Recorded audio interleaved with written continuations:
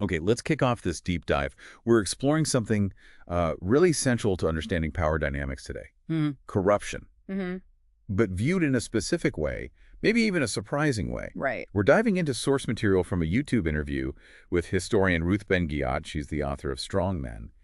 And in it, she unpacks this very idea. Yeah, and she specifically applies her analysis to Donald Trump in this particular interview. Exactly. And the core argument we're drawing from this specific source, it's that corruption isn't just, a crime or a side effect. Right, not just something that happens alongside ruling. Precisely. Instead, it's presented as a fundamental mode of governance for what the source calls strongmen rulers. It's like how they operate, how they hold on to power. And consolidate wealth. And consolidate wealth, yeah, for themselves and, their allies. So our mission in this deep dive, using only the points from this interview excerpt, is to guide you through that argument. Mm-hmm. How does the source define this? How does this alleged corruption actually work? And what examples does the source use, particularly thinking about Donald Trump? Exactly. The source basically argues that this corrupt way of governing is as essential to these leaders as, say, building a personality cult. Or propaganda. Or even using violence. It was apparently so significant that the expert added a whole chapter just on corruption to her book. Wow. Okay, so how does the source define this particular brand of authoritarianism then? This rule centered on corruption. The interview gives a couple of angles, doesn't it? It does, yeah. First, it acknowledges the sort of traditional political science view, Yeah. the executive branch getting too powerful, trying to neutralize the judiciary, the civil service, that sort of thing. Standard definition. Right. But then, based on her research, the expert offers a different definition, one focused more on the outcomes. Okay, what's that? It's basically a system designed to strip rights away from the many think voting rights, reproductive rights, workplace protections, while at the same time giving huge privileges to a very small group. Yeah, and who's in that small group, according to the source? Well, the leader, naturally. Their cronies, allied billionaires, basically the inner circle. And the source uses a really blunt word for what they get to do. Which is? Plunder. Plunder. Just taking things. Oh. Because the rights of others are removed. That's the argument presented in the source, yes. It's about clearing the way. Removing regulations, removing protections for the average person, so the privileged few can accumulate wealth much more easily, with fewer checks. Okay, how specifically does the source say this happens, this alleged plundering? It points to a few key mechanisms. Widespread deregulation is one, privatizing public assets is another, and specifically going after things like workplace rights, safety standards, regulations that might, limit excessive corporate profits. The source also mentions allowing what it calls bad actors to operate more freely. Was there a concrete example given for that, allowing bad actors? Yeah, the source brings up the partial repeal of FAR enforcement, that's the Foreign Agents Registration Act during the Trump administration. And the source claims this was an example of reducing accountability for certain foreign dealings. The overall claim is that this whole pattern lets elites plunder not just money, but things like the workplace, even, quote, female bodies for profit. That's quite a claim from the source about the scope of this.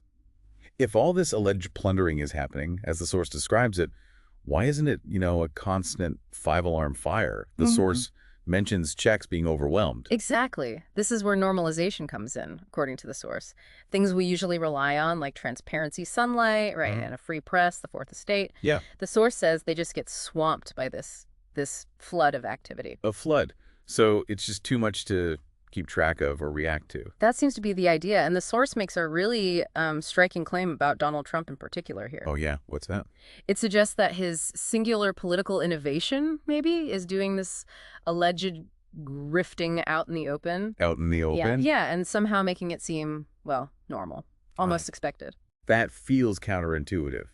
Wouldn't you try to hide corruption? Well, that's precisely the point the source emphasizes as being different. It gives an example, this alleged $300 million purchase of Trump coin by a Chinese company linked to TikTok. Okay. The source claims something like that is incredibly brazen, but it doesn't necessarily blow up the news cycle because, the argument goes, people have become kind of desensitized. Corruption gets normalized. That is fascinating.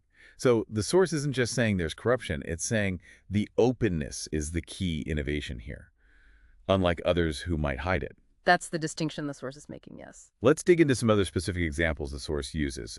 It mentioned a shift on crypto. Right. The source points out Trump was apparently very critical at first, calling it a nest of fraud, according to reports. I remember that. But then the source says it became a major area of focus, and he's now embraced it. And the source mentioned some specific vehicles allegedly involved, something about World Liberty Financial and a meme coin. Yeah, the source described the meme coin as being basically like the Trump hotel, Like a branding thing. implying it functions like a branded asset, yeah. And it calls World Liberty Financial a channel, a pipeline, essentially, designed, the source claims, to let untold millions, tens of millions, hundreds of millions of dollars flow directly into Donald Trump's pockets. And the source even speculated about why, what that money might be for. It did. The source suggested, this is speculation within the source material, that the money could potentially be intended for a pardon or for the dropping of an SEC investigation or what have you. Implying a quid pro quo. Suggesting a potential link between the money and official actions or relief from legal issues? Yes, that's the source's claim. And was there a specific person named by the source in connection with that meme coin? The source identifies Justin Sun as a lead donor for this crypto meme coin and mentions he was at a crypto dinner with Trump. Okay. The level of detail here really highlights the source's argument about how this alleged system operates. And the source made a pretty dramatic comparison about the scale of it all. It's a very strong statement, yeah. The expert in the source claims the alleged corruption happening now is spectacular, quote, unlike anything that has ever been seen before in American history. Wow. Going so far as to say it makes Watergate look like a Cub Scout picnic. That's quite the assessment from the source, suggesting something really unprecedented in terms of scale and openness here in the U.S. And the source puts this into a wider context too, right? Historically and globally. It does, yeah. It connects this alleged behavior back to earlier questions. It mentions how Adam Schiff, years ago, publicly talked about the widespread belief that Trump's real estate dealings might have involved money laundering for Russians. Right, that theory has been around. The idea being that maybe buying his properties was a way to move dirty money. The source suggests Trump has always been like this in business and is now allegedly applying that same mode of doing business to politics. That's an interesting thread the source draws. It also talks about the risks involved, the personal danger in trying to expose this kind of thing, especially in more authoritarian settings. Yeah, that's a really crucial point the source makes about accountability. It argues that under authoritarian rule, maybe the most dangerous job isn't just being a political rival, but specifically being an anti-corruption researcher. Why that specifically? Because, according to the source's logic, these systems are fundamentally built on alleged criminal activities. They simply cannot tolerate having that stuff brought out into the light. And the source gives historical examples. Absolutely. It mentions Giacomo Matteotti, killed by Mussolini back in 1924. Okay. The source points out Matteotti wasn't just opposing Mussolini, he was an anti-corruption researcher about to expose bribes Mussolini allegedly took from a U.S. oil company. Wow. And then more recent examples given are Alexei Navalny and Boris Nemtsov in Russia. Both investigated corruption, tried to expose it, and both were killed. Chilling examples. So connecting back to the bigger picture the source paints, what happens when this kind of systemic corruption, this kleptocracy, really takes root? What are the consequences? The source is pretty clear on this. It costs money, huge amounts. It wrecks states. And ultimately, the source argues, it leads to failed states. Failed states. Yeah. And it uses Russia as a current example, describing it as, increasingly dependent on China, a place where the state itself is so weakened by corruption that it doesn't really deliver for its people, leading to widespread poverty. So the cost isn't just financial, according to the source. It's the state's actual ability to function. Bringing it back to the U.S. situation, as discussed in the source. Mm-hmm.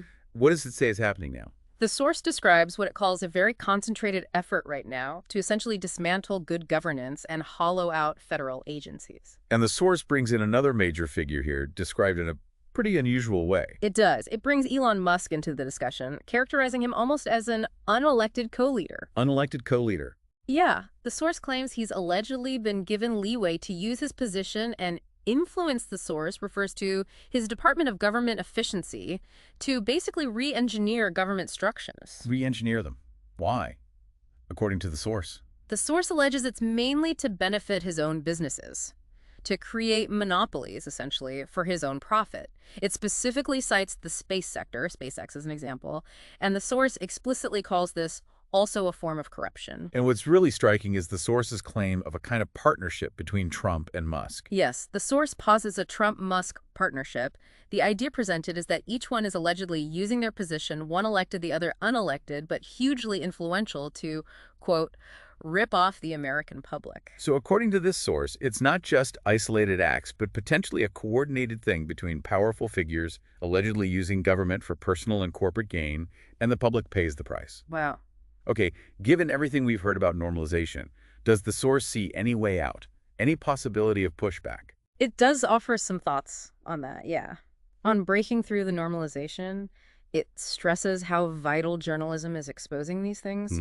There's also a belief expressed in the source that the negative consequences of all this alleged activity will just become more and more obvious over time, harder to ignore. Right. And crucially, the source holds on to this idea that Americans, across the political spectrum often have a sense of decency, that maybe eventually people just say, enough. And does the source point to any signs of that happening already, even small ones? It does mention one specific instance. Apparently, even some GOP leaders push back on certain things, like a reported jet gift from Qatar. Okay. The source suggests they basically said, quote, it's too much, it's gone too far. That detail from the source is interesting, suggests maybe there are lines even within political circles that are being tested. Exactly. And the expert, in the part of the interview we have, finishes on a somewhat hopeful note, saying she is not without optimism about potentially combating this trend. Okay, so drawing just from this source material, we've really unpacked this argument. Corruption, not just as crime, but as a deliberate way of governing for certain leaders, manifesting through deregulation, privileges for a few, and this big challenge of normalization. We've seen the source use specific examples, historical context, observations about current dynamics, including this alleged partnership and the dangers of trying to expose it all. It's definitely a perspective from the source that reframes alleged corruption, not as a system bug, but maybe as a core feature of a particular type of rule. And what does this deep dive, based entirely on the insights from this specific source, mean for you listening? Well, consider the source's idea that the negative effects of this alleged normalization, this ripping off the American public, might just become clearer and clearer over time. What could that actually look like? But based on the patterns the source described, what might those accumulating consequences mean for the future? That's definitely a powerful idea from the source to sit with.